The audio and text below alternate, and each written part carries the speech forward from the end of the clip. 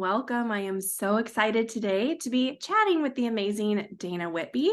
Dana's been on the show several times before, but she has something super new and exciting to talk about today. So, Dana, thank you so much for being here. Oh, Ashley, thank you so much for having me back. It's an honor and a pleasure to be here. I always love chatting with you. You and I talk frequently on Instagram too. We're usually sending Yeah. messages back and forth. Would you mind just introducing yourself to everyone in case they haven't caught one of our previous interviews? Yeah, absolutely. So I like to call myself a divine messenger, and I do that through several different modalities. So I am the author of an upcoming Oracle deck, and we will get into that in just a minute. But I also am a Holy Fire Reiki master, and I am a past life regression therapist, as well as a meditation teacher. And my background is actually in traditional mainstream mental health counseling, which I actually currently do. I'm also a grief therapist for children in the Charlotte area where I live. And so I really love to marry and blend kind of that mainstream mental health with the spiritual and to bring those spiritual ideas down into the physical and how can we actually use them and make things more tangible and make that healing something that we can sink our teeth into. I love the way you actually combine different modalities and the ones that you work with kind of all gel really well together and flow into one another and allow you, I think, to provide a lot of support for people in such a huge variety of ways. One of the favorite things that you do of mine is your Instagram stories where you do choose a card like A or B. And it's really fun to see how much those messages resonate because I think one thing that's interesting about card reading, and you mentioned you have a new Oracle deck coming out soon. It's available for pre-order. It's the Inner Compass Oracle. It is gorgeous, like absolutely beautiful. I've seen you use it a few times on stories. You're sharing some of the cards, but I love when you offer those pick a card stories because you really see your unique view and insight into the cards kind of shine through when you're providing those interpretations. And that's something that I so appreciate. In fact, on more than one occasion, when I've come across one of those stories of yours and it has really, really resonated, I've screenshotted what you said and written it into my journal entry for that day because it has been so impactful. So I would love to know a little bit about how you made the transition or the leap from reading cards as part of the practice that you do overall into creating and designing your own deck. Yeah, and first of all, thank you so much for your kind words. I love to do that because even though it's a collective message, it still does somehow have a resonance for everyone who sees it. Um, so I actually started by writing a book. I thought that I would put some of the healing work that I had done with clients in, again, both mainstream mental health and kind of the spiritual world into a book to really help people. And I got about 5,000 words in and I hit this wall. I just had nothing else to write. Nothing was coming to me.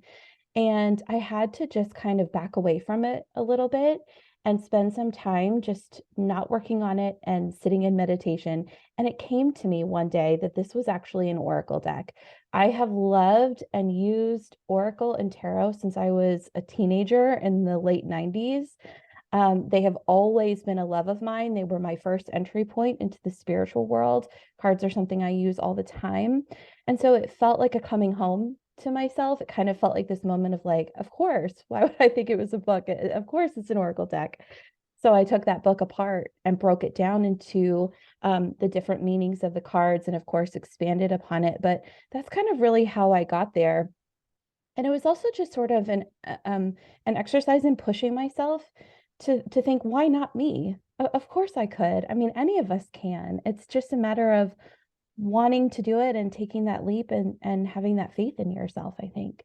I love that so much. And before we get into some of the nitty-gritty of that journey, I would love to touch on something that you just mentioned, which is that you've been reading both tarot and oracle for years. So, if you could summarize for people who might not be familiar, what are the differences between a traditional tarot card deck and an oracle card deck? Absolutely. This is such a good question because cards can seem a bit intimidating to people who aren't familiar. Tarot has a set structure. So anytime you see a tarot deck, there are going to be 78 cards. Of course, some authors and artists take some liberties with that, but in general, there are always going to be 78 cards that are divided into what's called the major and the minor arcana. And so the major arcana is the Fool's Journey, the story of our time here on Earth. And then the minor arcana is that classic set of cards with the four suits that you know and love. And those represent kind of our day-to-day life, inner workings and how things flow together. So this tarot structure is sort of set, and there's archetypes, and we have to respect, I think, the structure of that when we create a tarot deck. Oracle cards are much more freeform. There can be any number of cards from, I don't know, 10 or 12 all the way up to, into the 60s or 70s. It really is totally up to the artist and the author of that Oracle deck. And that allows for just a bit more flexibility and just free form for the structure of an Oracle card deck.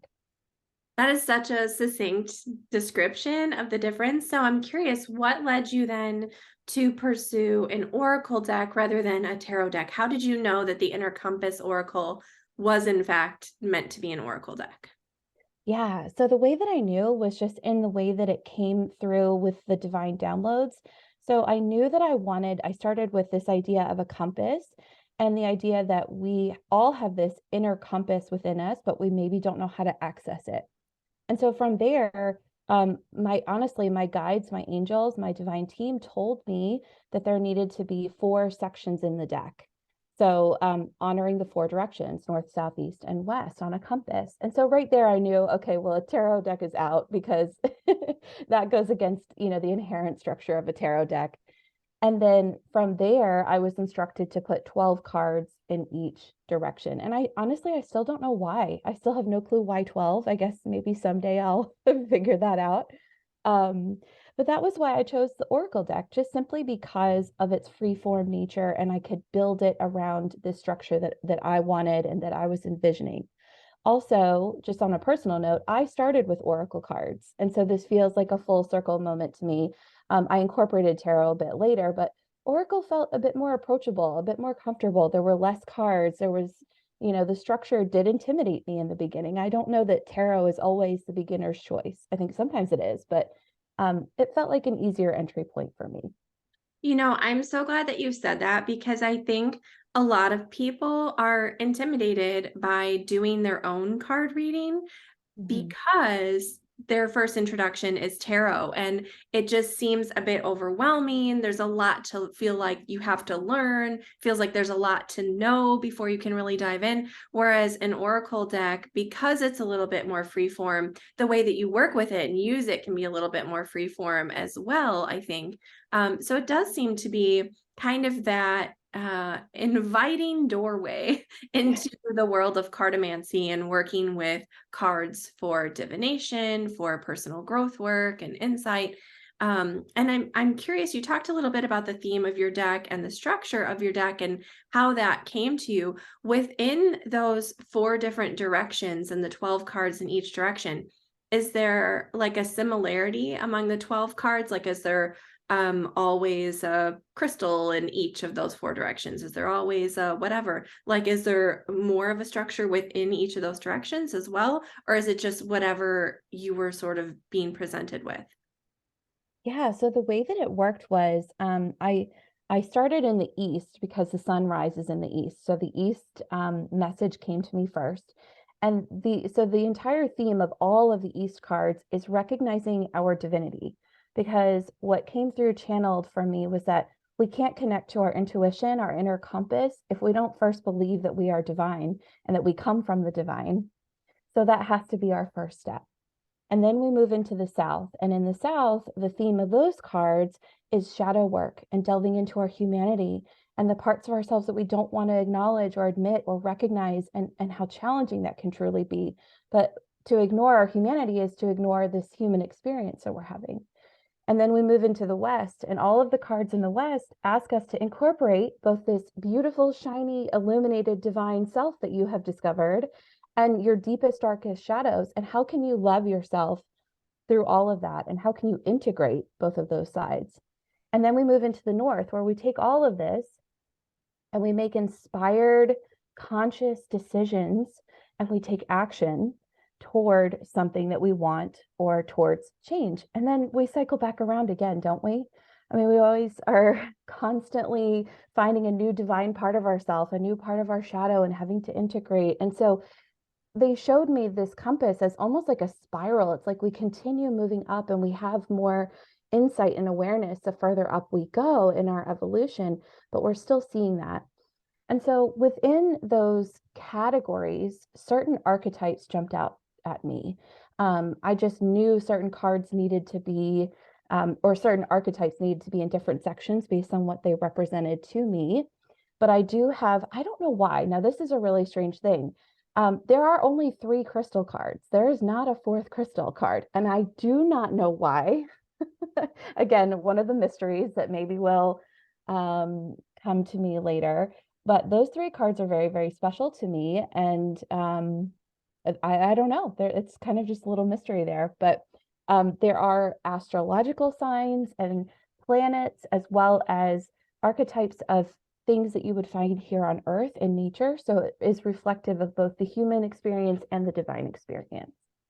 I love this so much, not only because this is so well thought out, but because there are a lot of layers here. Like, as you're talking about this deck and describing this deck, like, you're talking about how this is a guide, like, for us connecting with our own inner compass. But then we also see our personal journey reflected in that compass. It's like pointing us on the way to the different parts of that journey. And I think that is so magical because a lot of times we turn to tarot or oracle or any divination method truly when we're at a crossroads, when we're having difficulty making a decision, when we feel like we've just are lacking in a little bit of clarity and we need sort of a confirmation of the way that we're feeling or the thing that we're thinking is the next best step for us. And it seems like this deck is really dialed into supporting us through our human parts of our life, right? Yeah, that truly was my inspiration, was a healing method. And you can see how this was perhaps a book in the beginning, working through these different directions and all that I had to say about that. But I just love this Oracle card format so much better. I love that it was sort of born out of another project because you were kind of following your own inner compass as well on that journey and just being guided to the right form for this information to be shared and this tool really to be used by other people. Yeah. Let me ask you, Dana, how is the deck different than other ones out there? Because there are thousands and thousands of decks available. I don't want to tell everyone how many I have, a lot, because different decks will resonate with me for different reasons, and I'll use some, for different things. So what makes this one kind of special or different from some of the others that people might have worked with before? Yeah, I love this question so much because I really wanted to make this a more immersive experience rather than just shuffling cards and getting a message. So there are journal prompts in here, there are meditations, there are reflection questions. Also the crystal cards. You really are encouraged to either hold the crystal in your hand, or if you don't own that crystal, that's fine. The energy can come to you too. You can picture the crystal in your mind, or you can even look at the artwork on the card, to try to bring these allies in to have something tangible. I also included astrological chart information. So for every planet that I have in the deck, you are given a specific message for your placement. So there's a general message for the card, and then you can look at your individual, say, Saturn in Aquarius, and you could have your own personalized message. So I wanted to take it from being collective into bringing it down and making it much more personal for you. So there's a lot of interactive pieces here with the deck that I haven't seen in other places. I've seen astrological decks, but they still are kind of a collective general message. So this incorporates kind of your personal message and collective as well as you use it. That is definitely unique and really special, I think, to just give another way of working with this tool that is more kind of dialed into what your personal needs are and what you might need help with, what you might need more clarity about. I think that's a really cool idea. I also love the idea of some of these like reflection questions that you've mixed in, because a lot of times we get the information and then we go, okay, now what? Yeah. Yeah. So that was really smart. Very cool thing to do. Thank Um, you. I would love to know a little bit about what the journey is like to create your own Oracle deck. I've done a few independently published decks myself. It sounds like you've gone the independent route with this deck as well, which people I want to mention can order over at your website at danawhitby.com/the-inner-compass-oracle. We'll put a link in the transcript for the blog, but definitely check that out. And I'm sure they can find it on your Instagram and your website pretty easily as well. Yeah, thank you so much. The process was kind of a long one. This is something that has been about a 2.5 year process for me. Again, starting as a book and then having to turn it into something else took a bit of time. And I really found that as I wrote each card, I actually relived the message. So I pulled some of the messages from my past, from things that I had learned, but some of them I kind of experienced in the moment, or again, they came back up for me in a different way. And it's interesting because sometimes the message came first, and then I would match it up with an archetype that I felt like exemplified that message.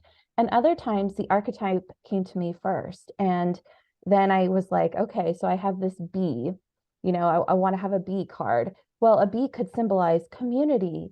I could go into talking about honey or honeycombs, the sweetness of life, or the fact that the body of a bee is so big that its wings actually aerodynamically shouldn't be able to support it, and how special that is. It's like you could go a million different ways.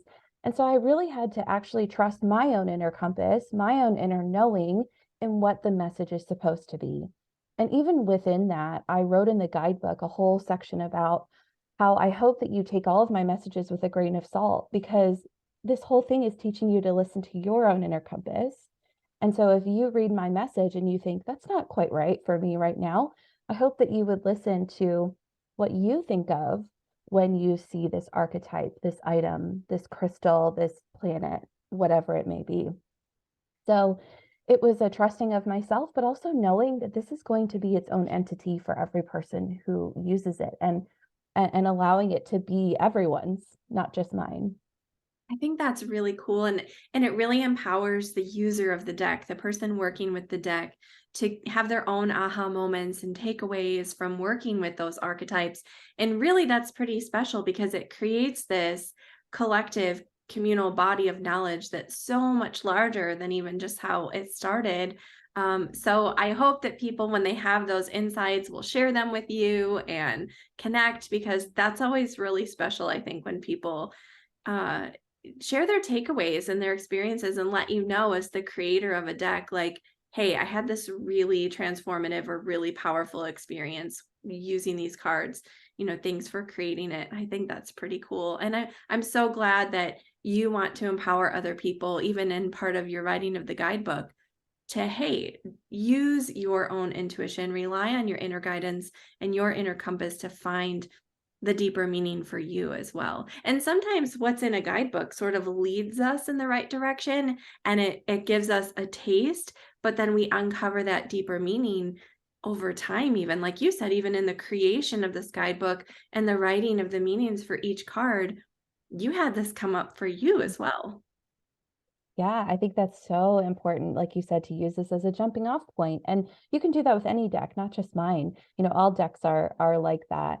Um, and it's interesting too that I also want to mention in the creation of this, we were talking about the difference between Oracle and Tarot earlier.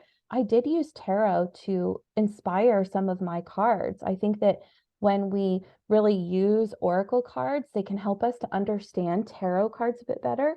And the opposite is true as well. When we work with tarot cards, they can help us give a deeper meaning to oracle cards. So there are a few of them. that are inspired by tarot themes and ideas. I love that. Well, I'd love to know, Dana, in this journey of creation, you went from a book and then a conceptualized deck, and then you start writing the deck. What kind of happens next in the behind the scenes of the process of deck creation? Like, how did you handle the art piece of it? How did you handle the production side? Because I think a lot of people are really inspired by all the amazing indie decks out there, and they might be looking to you as kind of a leader going, oh my gosh, I would love to know how to bring, my creation forward as well. How did you navigate that process? Yeah, absolutely. I love some of the nitty-gritty questions. So I wrote all of the descriptions myself, and then my whole plan all along was to find an artist because I knew that my strength was in the channeling and the messaging, not in the visual side of cards. That's something I know about myself, and I wanted to do these energies. Um, I wanted to honor them in the correct way. And so I just said, if I'm supposed to have an artist, then send them to me, Spirit. And I just asked that my team would lead them. And a friend just happened to recommend my artist, and I saw her work, and I saw that she only lived an hour and a half away from me, and I just knew that it was the right thing. I just felt in my intuition, my inner compass just led me to her. And so we worked together for about a year working on the artwork. And, she had her own process, and she will tell you herself. My artist is Jennifer Burge of Coral Antler. She also experienced these messages herself in her own life as she created the artwork for the cards. And it was almost like we created this matrix together where we were both tapping into the collective message of the card, and she was able to interpret how it should look visually. So once I received the art from her, I really felt very confident about it. But if you are working on a deck and it does not match the vision that you have, I think it's really important to speak up. That's something that you have to talk to your artist along the way about. If you are trying to find an artist and you don't have someone to refer someone to you, you can always put out a call on your website or your social media, or search for people online on Pinterest and through Instagram. There's tons of ways to find artists. And then once we had created all of that, I did some research on printing companies that I wanted to use. There's lots of different overseas options. For me personally, I wanted to print something in the United States. And so my search led me to a company called Shuffled Ink out of Orlando, Florida. And I ordered a deck that they had already printed. I wanted to see the quality and feel it with my own hands and know what they would create. They also were very generous in sending me tons of samples of boxes and paper and all the finishes and all of these decisions that you have to make around the look of your cards. And so I used those to make some decisions and to get some quotes. I did get quotes from other printing companies as well, just to be able to compare and to know what to go with, and to be able to make my decisions. And so I decided to move forward with them. And so after we sent them all of the cards, we had samples printed. And so we were able to see what they looked like to make sure that it was up to our quality and our standards. And from there, we made some changes and tweaked a few things. And then I approved the proofs and I paid for them. And now I'm waiting in the queue to have them be printed. So So that's the exciting. process. I think I Yeah. remember when you got the proofs, they came printed multiple cards to a big sheet, right? So for Yeah. your first sort of sample deck, you had to cut them out yourself to see what they would feel like and look like. And was that like a really exciting moment, unboxing that and seeing your vision and your collaboration with Jennifer sort of come to life? Yeah, it was just an out of body experience, kind of. I mean, I can't wait to even see. I still haven't seen the full deck actually printed in a box, but just to see the artwork printed out on smooth paper, finished paper, it really was wild. Yeah, so cool. And coincidentally, for those of you who are watching or listening, if you have my Cosmic Crystals book, the person who did all the photography for that book is Jennifer Burge, who is the artist of Dana's Inner Compass Oracle deck. So that's just kind of a cool random factoid. But Jennifer is so talented. The cards that I've seen so far are gorgeous. And I can see what you mean about how they really do embody the energy of that archetype, and I see why you were so happy with them. But that was such a great tip that you gave about if you're collaborating with someone on creating an oracle card deck, if this is something you want to pursue, and that artwork doesn't quite match up with your vision, like take your time and pursue another route, make another plan. Because I think your vision does deserve to not only carry the energy of the words that you poured into it, but also have a visual representation and energy that sort of matches up and aligns. And I can totally see why the two of you were a great team for this project. Yeah, thank you, Ashley. I think that's so important to make sure you're aligned with your artist. And if you are an artist and you're creating these yourself, then all the better. I think that's great because you'll be tapping into your own energy. But if you're not skilled at that, that is okay to outsource. A very good thing to tell everyone. Yeah, yeah. Well, can you tell everyone, Dana, where they can find the deck, where they can get more information, and where they can connect with you online? Because in addition to this amazing deck and the other work that you do, you also offer readings. I do, yes. So I do offer readings both with my Inner Compass Oracle. I am doing readings with them currently. So if you want to experience the cards and hear the messages from me, I do readings with them right now. But I also do tarot readings as well if you're more interested in that route. And again, I offer Holy Fire Reiki. And you can pre-order the deck at danawhitby.com. And you should see the Inner Compass Oracle at the top. You can click on that. Should be nice and easy for you there. And until May 28th, I'm offering a discount code of 15% off if you use the code COMPASS15. That's a little thank you for pre-ordering, so I know how many decks I need to ship, that sort of thing. You can also find me on Instagram at Dana Soul Rises and on TikTok under Dana Whitby. Amazing. So, when is the expected, anticipated, guesstimated shipping date for your new deck? Yeah, so the estimated shipping date is the end of June, so June 28th. They may get to you by the beginning of July, but that is what we are currently looking at as far as production goes. Super exciting. That's coming up so soon. I am so excited for you. Thank you so much for coming on today and sharing a little bit about your journey in creating this deck, for explaining the deck structure, because I think it's so innovative, and just sharing your light with us. Thank you so much for being here. Oh, thank you so much, Ashley. It was a pleasure. And one more time, you can be sure to connect with Dana at danawhitby.com. Check out links to Dana's social as well as where you can order the Inner Compass Oracle. Thank you so much for tuning in. Until next time, crystal blessings.